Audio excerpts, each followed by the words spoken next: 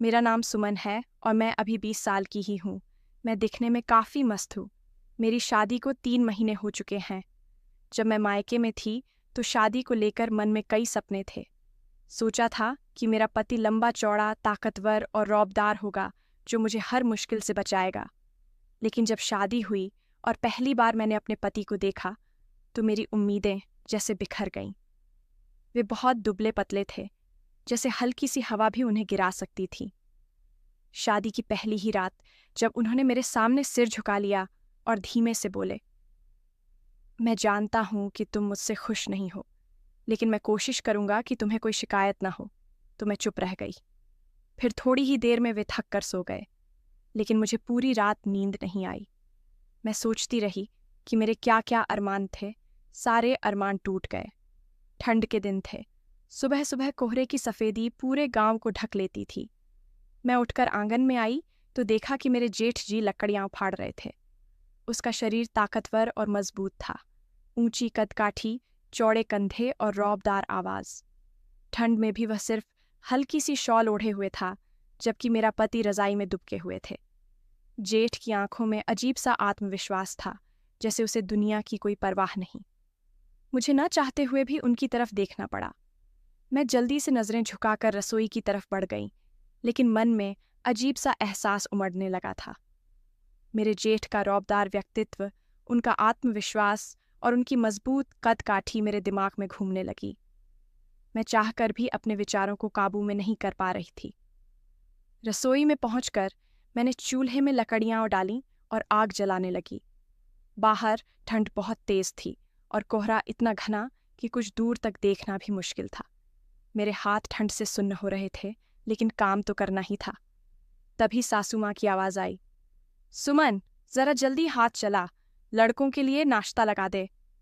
मैंने जल्दी से रोटियां सेंकनी शुरू कर दी। थोड़ी देर बाद मेरे पति और जेठ दोनों आंगन में बैठ गए। मैंने रसोई से झांक कर देखा। मेरा पति रजाई लपेटे बैठा था, जबकि मेरे जेठ ने सिर्फ हल्की सी शॉल ओढ़ी हुई थी। मुझे अपने पति की ये कमजोरी खटकने लगी। शादी से पहले मैंने कभी नहीं सोचा था कि मेरा पति ऐसा होगा, कमजोर, झिझकने वाला और आत्मविश्वास से रहित। मैंने नाश्ता लगाकर उनके सामने रखा। जेठ जी जैसे ही पहली रोटी तोड़ने लगा, उसकी मजबूत उंगलियों पर मेरी नजर चली गई। मेरे मन में एक अजीब सा खिंचाव महसूस हुआ, जिसे मैं खुद समझ नहीं पा रही थी। मैंने तुरंत नजरें घुमा लीं और अपने काम में लग गई। दिन बीतते गए। ठंड और बढ़ गई थी। सुबह की धुंध अब दोपहर तक बनी रहती थी।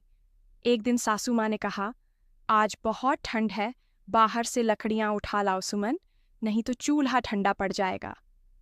मैं चुपचाप बाहर निकली और लकड़ियों के ढेर के पास पहुंच गई। जैसे ही मैंने लकड़ियां उठाने के लिए हाथ बढ़ाया, मेरी उंगलियां जम सी गईं। ठंड इतनी तेज थी कि लकड़ियों को छूते ही एक झुरझुरी दौड़ गई। तभी पीछे से भारी आवाज आई, रहने दो, मैं उठा देता हूं। मैंने चौंक कर पीछे देखा। वह मेरे जेठ थे। उन्होंने बिना मेरी ओर देखे लकड़ियों का गट्ठर उठाया और कंधे पर रख लिया। उनके चेहरे पर हल्की सी भी शिकन नहीं थी, जैसे ठंड उन्हें छू भी नहीं रही थी। मैं खामोश खड़ी रही। अंदर चलो, उन्होंने संक्षिप्त शब्दों में कहा और आगे बढ़ गए। मैं उनके पीछे पीछे चल पड़ी। उनके व्यक्तित्व की गंभीरता और उनकी शक्ति ने मुझे भीतर तक हिला दिया। रसोई में पहुंचकर जब उन्होंने लकड़ियां नीचे रखीं, तो उनके हाथ की नसें उभर आई थीं, मजबूत, कठोर और पुरुषत्व से भरी हुई। मुझे न चाहते हुए भी एक बार फिर से उन पर नजर डालनी पड़ी, लेकिन इस बार उनकी आंखें भी मुझ पर टिकी थीं। मुझे जैसे एक झटका लगा। मैंने जल्दी से अपनी नजरें झुका लीं और चूल्हे में आग जलाने लगी, लेकिन अंदर ही अंदर मैं बेचैन महसूस कर रही थी। मेरे जेठ की गहरी नजरें, उनकी मजबूत कदकाठी और उनकी संजीदगी ने मेरे भीतर कुछ अजीब सा जगा दिया था। मैं खुद को संभालना चाहती थी, लेकिन न जाने क्यों मेरे मन में उनकी छवि बार बार उभर रही थी। तभी मेरी जेठानी आ गईं। उन्होंने हल्की मुस्कान के साथ पूछा, क्या हुआ सुमन, कुछ सोच रही हो? मैं एकदम चौंक गई। नहीं दीदी, बस यूं ही, मैंने जल्दी से खुद को संभालते हुए कहा। देख, मुझसे कुछ छिपाने की जरूरत नहीं है। वो मेरे पास बैठ गईं और चूल्हे की आंच की तरफ हाथ फैलाते हुए बोलीं, तू नई नई आई है इस घर में, सबको समझने में थोड़ा समय लगेगा, लेकिन एक बात कहूँ। क्या दीदी? मैंने हल्की आवाज में पूछा। तू अपने पति को कमजोर मत समझ। उनका ये वाक्य सुनकर मैं थोड़ा असहज हो गई। क्या दीदी ने मेरे मन की बात पढ़ ली थी? मैंने सिर झुका लिया और चुप रही, लेकिन उन्होंने मेरी चुप्पी को समझ लिया था। देख सुमन, मैं जानती हूं कि तुझे लगता होगा कि तेरा पति दुबला पतला है और तेरा जेठ ताकतवर और मजबूत, लेकिन ताकत केवल शरीर में नहीं होती, दिल और दिमाग में भी होनी चाहिए, और इसमें तेरा पति किसी से कम नहीं है। मैंने उनकी तरफ देखा। उनकी आंखों में सच्चाई थी, लेकिन मेरे मन में सवाल थे। मैंने हिम्मत करके पूछ ही लिया, दीदी, आप जेठ जी के बारे में कुछ बताइए ना। इतने गुस्से में और गंभीर क्यों रहते हैं? मेरे सवाल पर जेठानी ने एक लंबी सांस ली और थोड़ा गंभीर होकर बोली, तेरा जेठ ऐसा पहले नहीं था। जब हम नए नए शादी करके आए थे, तब वो बहुत हंसमुख और जिंदा दिल थे। पूरे गांव में उनकी अलग पहचान थी, लेकिन फिर कुछ ऐसा हुआ कि उन्होंने खुद को बदल लिया। क्या हुआ दीदी? मैंने उत्सुकता से पूछा। उनकी जिंदगी में एक हादसा हुआ था। दीदी की आंखें थोड़ी नम हो गईं। उनकी पहली संतान नहीं बची थी। बहुत अरमान थे उन्हें, लेकिन भगवान को कुछ और ही मंजूर था। तभी से वे बदल गए। पहले वो बहुत मजाकिया और मिलनसार थे, लेकिन अब उनके चेहरे पर एक गंभीरता रहती है। मैंने दीदी की बातों को ध्यान से सुना। अब मुझे समझ आने लगा था कि मेरे जेठ इतने सख्त और गंभीर क्यों रहते थे। उनके चेहरे की कठोरता और आंखों की गहराई के पीछे एक दर्द छुपा था। दीदी, आपको कभी डर नहीं लगा उनसे? मैंने हल्के से पूछा। दीदी हंस दी। डर क्यों लगेगा? वो गुस्से में रहते हैं, लेकिन अपने से जुड़े लोगों की बहुत परवाह करते हैं। उनकी बातों से मुझे अपने जेठ को लेकर एक नई समझ मिली। वो सिर्फ ताकतवर ही नहीं, बल्कि भावनात्मक रूप से भी गहरे इंसान थे। मैं दीदी की बातों में खोई हुई थी, लेकिन एक बात तो तय थी। अब मेरे मन में जेठ के लिए जो अजीब सा आकर्षण पैदा हो रहा था, उसे मैं नज़रअंदाज नहीं कर पा रही थी। दीदी की बातें सुनकर मैं एक गहरी सोच में डूब गई थी। जेठ का गंभीर चेहरा, उनकी मजबूत कदकाठी और उनकी गहरी आंखों में छिपा दर्द, सब कुछ मेरे दिल में हलचल मचा रहा था। उस रात बहुत ठंड थी। पूरा घर रजाइयों में दुबका हुआ था। मैं भी अपने कमरे में थी, लेकिन नींद नहीं आ रही थी। करवटें बदलते हुए मन बार बार उसी ओर चला जाता जहां मुझे नहीं जाना चाहिए था। आंखें बंद करती तो जेठ का चेहरा सामने आ जाता। वो गंभीर निगाहें, वो सख्त बाजू और उनकी आवाज़ जो सीधी रूह तक उतर जाती थी। मैंने खुद को समझाने की बहुत कोशिश की, लेकिन मन बहकता ही जा रहा था। मैं उठकर खिड़की के पास आ गई। बाहर हल्का सा कोहरा था और पूरा आंगन चांदनी में नहाया हुआ लग रहा था। मैंने अपनी शॉल को कसकर लपेट लिया और ठंडी हवा में गहरी सांस ली। तभी हल्की सी आवाज़ आई। मैंने चौंक कर नीचे देखा। वो वहीं खड़े थे, मेरे जेठ। सामने वाले ओसारे में खड़े होकर शायद किसी सोच में गुम थे। हल्की चांदनी में उनका चेहरा और भी गहरा लग रहा था। वो हमेशा की तरह शांत थे, लेकिन उनकी आंखों में जाने कैसी बेचैनी थी। मैंने न चाहते हुए भी एक कदम आगे बढ़ाया और खिड़की से थोड़ा झुककर देखा। तभी अचानक उनकी नज़र मुझ पर पड़ी। मैं एकदम से ठिठक गई। सांसें जैसे थम सी गईं। मैं चाहती थी कि तुरंत पीछे हट जाऊं, लेकिन उनके गहरे पैने नज़रों ने मुझे रोक लिया। मैंने देखा, वो बस मुझे देख रहे थे, बिना कुछ कहे, बिना कुछ जताए, बस चुपचाप। मेरा दिल जोर से धड़कने लगा। ठंड थी, लेकिन मेरी हथेलियां पसीने से भीगने लगीं। मेरी आंखें झुकीं, लेकिन मन अब भी उन्हीं पर अटका था। मैंने धीरे से खिड़की के पर्दे गिरा दिए और बिस्तर में जा लेटी। पर नींद तो कोसों दूर थी। उनकी नज़रें मेरे साथ थीं। उनके बिना कहे शब्द मेरे दिल की गहराइयों में गूंज रहे थे। मैंने खुद को बहुत समझाने की कोशिश की, लेकिन दिल की धड़कनों ने मेरी हर कोशिश नाकाम कर दी। उनकी वो गहरी आंखें अब भी मेरे जहन में थीं। मैं चाहकर भी उस नज़र को भूल नहीं पा रही थी। सुबह की हल्की रोशनी खिड़की से छनकर कमरे में फैल रही थी, लेकिन मेरी आंखों में रात भर नींद नहीं आई थी। मैं ऊँघींदी सी उठी और पानी के छींटे चेहरे पर मारने लगी, पर ठंडा पानी भी उस अजीब सी गर्मी को ठंडा नहीं कर सका जो मेरे अंदर सुलग रही थी। मैंने जल्दी से कपड़े बदले और रसोई में चली गई। दीदी पहले ही वहां थीं और सुबह की चाय बना रही थीं। मैं चुपचाप उनके पास जाकर खड़ी हो गई। कल रात ठीक से सोई? दीदी ने हल्की मुस्कान के साथ पूछा। हाँ, बस कुछ ज्यादा ही ठंड थी, मैंने जल्दी से बहाना बना दिया। दीदी मुस्कुराई। हाँ, ठंड तो थी, लेकिन पता नहीं क्यों कुछ देर पहले तक तेरे जेठ बाहर ओसारे में खड़े थे। इस ठंड में इतनी देर तक खड़े रहने का मतलब तो तू समझ ही सकती है सुमन। मैं चौंक गई। मैंने दीदी की तरफ देखा, लेकिन उनकी आंखों में हल्की शरारत थी। मैं कुछ बोल नहीं पाई। क्या दीदी को कुछ पता चल गया था? तभी मेरे पति आ गए। वो वैसे ही दुबले पतले थे जैसे शादी के दिन दिखे थे। वो अपनी चाय लेकर चुपचाप बैठ गए और अखबार पढ़ने लगे। मेरे मन में अनायासी तुलना होने लगी मेरे पति और जेठ की। एक तरफ मासूमियत और सरलता थी तो दूसरी तरफ रौब, ताकत और गहराई।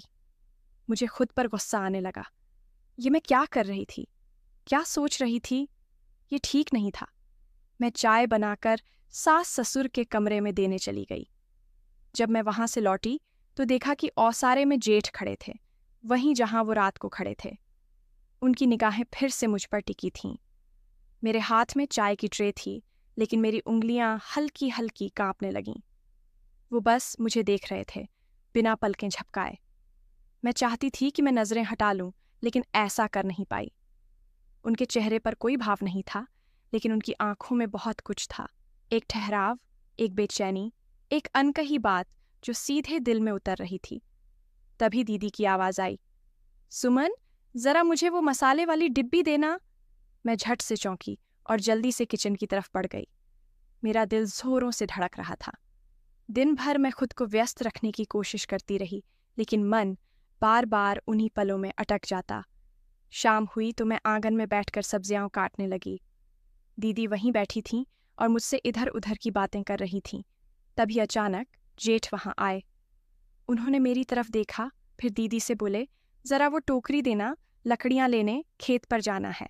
दीदी हंसते हुए बोलीं, अरे लकड़ियां ही उठानी हैं तो सुमन को भेज दो, उसे भी सर्दी में थोड़ा घूमने फिरने का बहाना मिल जाएगा। मेरा दिल तेजी से धड़कने लगा। जेठ ने मेरी तरफ देखा और बिना कुछ कहे हल्का सा सिर हिला दिया।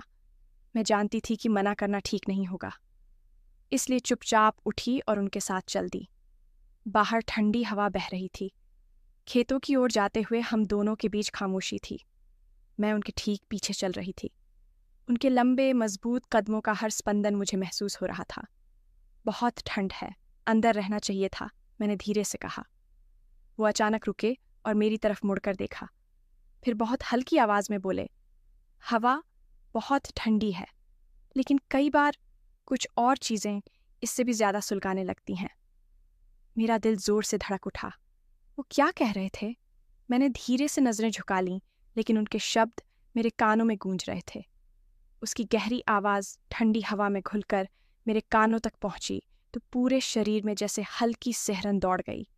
मैं अपनी जगह पर खड़ी रह गई, जबकि वो धीरे धीरे आगे बढ़ गए। मैं समझ नहीं पा रही थी कि उनके शब्दों का मतलब क्या था। क्या ये सिर्फ एक संयोग था या फिर मेरे दिल की धड़कनें सही कह रही थीं? मैंने गहरी सांस ली और तेज कदमों से उनके पीछे चल दी। रास्ते भर हम दोनों के बीच कोई बातचीत नहीं हुई, लेकिन खामोशी के बावजूद ऐसा लग रहा था कि बहुत कुछ कहा सुना जा रहा है। उनके साये में चलते हुए मुझे अजीब सा सुकून भी महसूस हो रहा था और एक अनजानी बेचैनी भी। जब हम लकड़ियों के पास पहुंचे तो उन्होंने कुछ लकड़ियां उठाईं और मुझे भी उठाने का इशारा किया। मैं झुकी, लेकिन मेरी साड़ी का पल्लू हल्का सा जमीन पर गिर गया। इससे पहले कि मैं उसे संभालती, उन्होंने अपना हाथ बढ़ाया और धीरे से उसे उठाकर मेरे कंधे पर रख दिया। मेरे अंदर एक अजीब सी गर्मी दौड़ गई। उनकी उंगलियों का हल्का सा स्पर्श भी मेरे पूरे बदन में एक अलग सी हलचल पैदा कर गया। मैंने नजरें उठाकर उन्हें देखा। उनकी आंखों में एक गहरी शांति थी, लेकिन उसके पीछे कुछ ऐसा था जो मुझे अंदर तक महसूस हो रहा था। इतनी ठंड में आना जरूरी था? उन्होंने धीमी आवाज में पूछा। दीदी ने कहा, इसलिए। मेरा जवाब बहुत हल्का था, जैसे खुद को सफाई दे रही हूं। वो हल्के से मुस्कुराए, लेकिन उस मुस्कान में कुछ ऐसा था जो मेरे अंदर तक असर कर गया। फिर उन्होंने एक लकड़ी उठाकर मेरे हाथ में दी। हमारी उंगलियां बस हल्के से टकराईं, लेकिन वो हल्का सा स्पर्श भी जैसे मेरे दिल की धड़कनों को तेज करने के लिए काफी था। मैंने जल्दी से लकड़ियां उठाईं और तेज कदमों से घर की ओर चल दी, लेकिन मुझे पता था कि वो मेरे ठीक पीछे चल रहे थे। हर कदम पर मुझे उनकी मौजूदगी महसूस हो रही थी, जैसे उनकी आंखें मेरे हर कदम को देख रही हों। जब हम घर पहुंचे तो आंगन में सासू माँ बैठी थीं। उन्होंने हमें साथ आते देखा, लेकिन कुछ कहा नहीं। मैंने जल्दी से लकड़ियां एक तरफ रख दीं और अंदर जाने लगी, लेकिन तभी पीछे से उनकी आवाज़ आई, सुमन। मैं ठिठक गई। पहली बार उन्होंने मेरा नाम लिया था। उनकी आवाज़ में एक अलग सा एहसास था, गहराई थी, गर्माहट थी और सबसे बढ़कर एक अपनापन था। मैंने धीरे से सिर घुमाया और उनकी ओर देखा। उन्होंने बस एक पल के लिए मुझे देखा, फिर हल्के से मुस्कुराए और अंदर चले गए। मेरा दिल जोरों से धड़क रहा था। मुझे लग रहा था जैसे इस ठंडी हवा में भी मेरा चेहरा तप रहा हो। मैं समझ नहीं पा रही थी कि जो हो रहा था वो सही था या गलत, लेकिन इतना ज़रूर था कि मेरे अंदर कुछ बदल रहा था, कुछ ऐसा जो अब मेरे बस में नहीं था। उस रात नींद आंखों से कोसों दूर थी। करवटें बदलते हुए मैं खिड़की से बाहर देख रही थी। ठंडी हवा अंदर आ रही थी, लेकिन मेरी बेचैनी उस ठंड से कहीं ज्यादा बड़ी हुई थी। जेठ की गहरी आंखें, उनका वो शांत लेकिन असरदार लहजा और उनकी हल्की मुस्कान, सब कुछ मेरे जहन में गूंज रहा था। सुबह उठकर जब मैं बाहर आई तो दीदी आंगन में बैठी चाय पी रही थीं। मुझे देखते ही मुस्कुराईं, जैसे कुछ भांप गई हों। सुमन, रात ठीक से नींद आई? मैंने चौंक कर उनकी ओर देखा। उनके सवाल का जवाब देने के लिए शब्द नहीं मिल रहे थे। मैंने बस हल्के से सिर हिलाया और रसोई की ओर बढ़ गई, लेकिन मेरा ध्यान बाहर बरामदे की ओर चला गया, जहां वो खड़े थे। मेरे जेठ, ऊंचा कद, चौड़े कंधे और सर्द सुबह की हल्की धूप में खड़े हुए वो एकदम अलग दिख रहे थे। उनकी नज़रें मेरे चेहरे पर टिक गईं और मेरा दिल धड़क उठा। मैंने जल्दी से नज़रें झुका लीं, लेकिन मन में अजीब हलचल थी। दीदी ने धीरे से कहा, तेरे जेठ तुझे कुछ अलग नज़र से देखते हैं सुमन। मैंने तुरंत उनकी ओर देखा। दीदी, ये आप क्या कह रही हैं? मैंने घबराई हुई आवाज़ में कहा। दीदी मुस्कुराईं, लेकिन उनकी आंखों में गंभीरता थी। मैं दुनिया देख चुकी हूँ सुमन। जब कोई मर्द किसी औरत को बस घर की बहू के तौर पर नहीं, बल्कि एक औरत के रूप में देखता है, तो वो नज़रों से साफ झलकता है। मेरे हाथ ठंडे पड़ गए। क्या ये सच था? क्या मैं भी वही महसूस कर रही थी? दोपहर को जब घर के सब लोग अपने अपने काम में व्यस्त थे, मैं रसोई में खड़ी थी। तभी किसी के कदमों की आहट आई। मैं पलटी और सामने वहीं खड़े थे सुमन। उनकी गहरी आवाज़ आई। मेरा दिल जोरों से धड़कने लगा। मैंने सिर झुका लिया, लेकिन महसूस किया कि वो धीरे धीरे मेरे करीब आ रहे थे। बहुत ठंड है ना?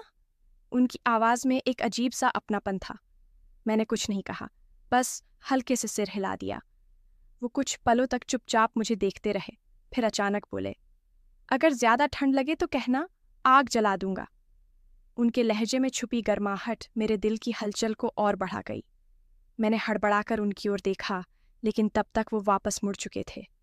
मेरे हाथ कांप गए। अंदर कहीं कुछ पिघलने लगा था, कुछ ऐसा जिसे मैं रोकना चाहती थी लेकिन रोक नहीं पा रही थी। मैं तेजी से रसोई में आई और सांस लेने की कोशिश करने लगी। दिल की धड़कनें अब भी तेज थीं। उनकी छुअन का एहसास अब भी मेरी हथेलियों पर मौजूद था। मैंने अपने हाथों को ठंडे पानी से धोया, मानो इस एहसास को मिटाने की कोशिश कर रही थी, लेकिन अंदर कहीं कुछ था जो अब मिटने वाला नहीं था। बाहर अभी भी हल्की हवा चल रही थी। घर की नीरवता में उनके कदमों की आहट गूंज रही थी। मैं चाहकर भी खुद को रोक नहीं पा रही थी। नजरें झुकी थीं, लेकिन दिल में हलचल थी। सुमन, उनकी आवाज़ फिर आई। मैंने अपनी धड़कनों को संभालते हुए पलट कर देखा। वो दरवाजे के पास खड़े थे, हाथ पीछे बांधे हुए, लेकिन उनकी आंखें, उनमें एक अलग ही गहराई थी। यहाँ आओ, उन्होंने धीमे लेकिन सख्त लहजे में कहा। मैं जड़ खड़ी रही। जाने क्यों कदम आगे बढ़ने से इनकार कर रहे थे, लेकिन मन, वो तो जैसे एक अदृश्य डोर से खिंचता जा रहा था। उन्होंने फिर एक कदम आगे बढ़ाया। अब वो रसोई के और करीब आ चुके थे। मैंने घबरा कर दूसरी ओर देखा, लेकिन उनके शब्दों ने मुझे रोक लिया। डरती क्यों हो? मैंने खुद को संभालते हुए कहा। ऐसी कोई बात नहीं है। वो मुस्कुराए, एक हल्की लेकिन बहुत ही गहरी मुस्कान। तो फिर इतनी बेचैनी क्यों? मैंने जबरदस्ती खुद को सामान्य बनाए रखा और प्लेट उठाने लगी, लेकिन तभी उन्होंने हल्के से मेरे हाथ को छू लिया। मेरी सांसें जैसे थम गईं। कुछ महसूस होता है? उनकी आवाज़ इतनी हल्की थी कि मानो हवा में घुल रही हो। मैंने तुरंत अपना हाथ खींच लिया और पीछे हट गई। मुझे खाना बनाना है, मैंने जल्दी से कहा और गैस की तरफ मुड़ गई। उन्होंने कुछ नहीं कहा, बस मेरी तरफ देखते रहे। उनकी मौजूदगी इतनी गहरी थी कि मैं खुद को असहज महसूस करने लगी। कुछ पलों की खामोशी के बाद वो धीमे कदमों से बाहर चले गए। मैं फिर भी वहीं खड़ी रही, अपने अंदर उठ रहे तूफान को संभालने की कोशिश कर रही थी। रात का वक्त था, सारा घर सो चुका था, लेकिन मेरी आंखों में नींद नहीं थी। मैं बिस्तर पर लेटी थी, लेकिन दिल और दिमाग दोनों में हलचल थी। उनके शब्द, उनकी आंखों की गहराई, उनकी छुअन का एहसास, सब कुछ मेरे भीतर कहीं न कहीं हल्का सा कंपन छोड़ गया था। मैंने करवट बदली, लेकिन बेचैनी कम नहीं हुई। ठंड का मौसम था, लेकिन मेरे भीतर अजीब सी गर्मी थी। तभी दरवाजे पर हल्की सी दस्तक हुई। मेरी सांसें थम गईं। मैंने धीरे से उठकर दरवाज़ा खोला। वो सामने खड़े थे। हल्की रोशनी में उनकी आंखों में कुछ ऐसा था जो मुझे हिला रहा था। अभी तक सोई नहीं? उनकी आवाज़ बहुत धीमी थी, लेकिन उसमें एक अनकही ताकत थी। मैंने नज़रें चुरा लीं। नींद नहीं आ रही थी, मैंने हल्के से कहा। वो बिना कुछ कहे अंदर आ गए और धीरे से दरवाज़ा बंद कर दिया। मैं हड़बड़ा गई। ये क्या कर रहे हैं? मैंने घबराई आवाज़ में पूछा। बस एक बात कहनी थी। वो मेरे पास आकर खड़े हो गए। तुम भी कुछ महसूस करती है ना? मेरे पास कोई जवाब नहीं था।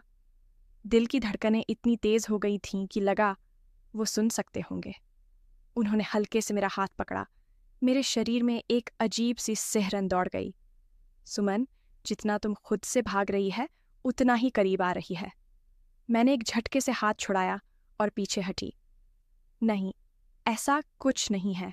वो हल्का सा मुस्कुराए। झूठ मत बोलो, मैं तुम्हारी आंखों में सब देख सकता हूं। मैं कुछ नहीं कह पाई। उनकी मौजूदगी इतनी भारी थी कि मैं चाह कर भी खुद को संभाल नहीं पा रही थी। ये सही नहीं है। मेरी आवाज़ बहुत हल्की हो गई थी।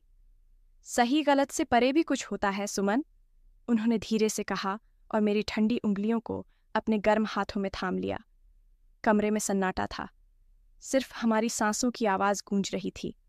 मेरा दिल चाह रहा था कि मैं इस एहसास को नकार दूं, लेकिन कहीं न कहीं मैं खुद को उनके पास खिंचता हुआ महसूस कर रही थी। दरवाजे के बाहर किसी के चलने की आहट सुनाई दी। हम दोनों ने एक दूसरे की ओर देखा। मैं तुरंत पीछे हट गई। उन्होंने मेरे चेहरे को पढ़ने की कोशिश की, लेकिन मैं अब खुद को संभाल चुकी थी। कुछ भी नहीं बदलेगा, मैंने दृढ़ता से कहा। वो कुछ पल मुझे देखते रहे, फिर हल्की मुस्कान के साथ बोले, देखते हैं। और फिर वो दरवाजे से बाहर चले गए, लेकिन उनके शब्द मेरे अंदर कहीं गूंज रहे थे। देखते हैं। सुबह की पहली किरण खिड़की से अंदर आई, लेकिन मेरी आंखों में अब भी रात की बेचैनी भरी थी। मैं खुद को समझा रही थी कि जो कुछ भी हुआ उसे एक भूल समझकर आगे बढ़ना चाहिए, लेकिन दिल में जो तूफान उठा था वो आसानी से शांत होने वाला नहीं था। मैंने जल्दी से उठकर खुद को कामों में व्यस्त कर लिया। सारा घर जाग चुका था। सासू माँ पूजा की थाली लेकर आईं, जेठानी किचन में थीं। मैं भी अपने रोजमर्रा के कामों में लग गई, लेकिन मन अब भी वहीं अटका था, कल रात की उस मुलाकात पर। कुछ देर बाद मैं आंगन में आई तो देखा वो कुर्सी पर बैठे हुए थे। उनकी नज़रें सीधी मुझ पर पड़ीं। मेरी सांसें हल्की हो गईं। मैंने नज़रें चुराकर जाने की कोशिश की, लेकिन तभी उनकी आवाज़ आई, सुमन। मैं वहीं रुक गई। दिल की धड़कनें फिर तेज हो गईं। थोड़ी देर बैठोगी? मैंने इधर उधर देखा। बाकी सब अपने अपने कामों में व्यस्त थे। मैंने खुद को संयत रखते हुए कहा, काम है अंदर। वो मुस्कुराए। सच में? या मुझसे बच रही है? मैंने गहरी सांस ली और उनकी तरफ देखा। उनका चेहरा गंभीर था, लेकिन आंखों में वही नरमी थी जो मुझे कमज़ोर बना रही थी। अब कुछ कहने सुनने का कोई मतलब नहीं, मैंने धीरे से कहा। वो थोड़ा और करीब आए। तो क्या कभी मतलब नहीं था? मेरे पास कोई जवाब नहीं था। सच कहूं तो हाँ, कुछ तो था जो मुझे बांध रहा था, लेकिन यह सही नहीं था। तभी जेठानी की आवाज आई, सुमन, जरा किचन में आना। मैंने राहत की सांस ली और तुरंत अंदर चली गई। दिन बीतते गए, लेकिन उनके और मेरे बीच जो अनकहा रिश्ता पनप रहा था, वो खत्म नहीं हुआ। जितना मैं खुद को रोकने की कोशिश करती, उतना ही उनकी आंखों की गहराई मुझे खींचती जाती। एक दिन जब मैं अपने कमरे में अकेली बैठी थी, वो आ गए। अब और भागेगी? मैंने चौंक कर देखा। उनका आना अनपेक्षित था, लेकिन उनके चेहरे पर कोई झिझक नहीं थी। जो हो रहा है उसे कब तक अनदेखा करेगी सुमन? मैंने गहरी सांस ली और धीरे से कहा, हमें अपनी हदें नहीं भूलनी चाहिए। वो गंभीर हो गए। कभी सोचा है, अगर यह हदें न होती तो? मेरी आंखों में आंसू आ गए। वो कुछ देर चुप रहे, फिर मुस्कुरा दिए। ठीक है सुमन, यह आखिरी बार था जब मैंने तुझे रोका। अब जो फैसला तेरा होगा, वही अंतिम होगा। उन्होंने एक आखिरी बार मुझे देखा, फिर कमरे से चले गए। और उसी पल मैंने अपने भीतर एक हल्कापन महसूस किया। शायद कुछ खत्म हो चुका था, एक अनकहा रिश्ता, एक अनजानी चाहत। तो दोस्तों, कहानी पसंद आई हो तो वीडियो को लाइक और एक प्यारा सा कमेंट करके जाना।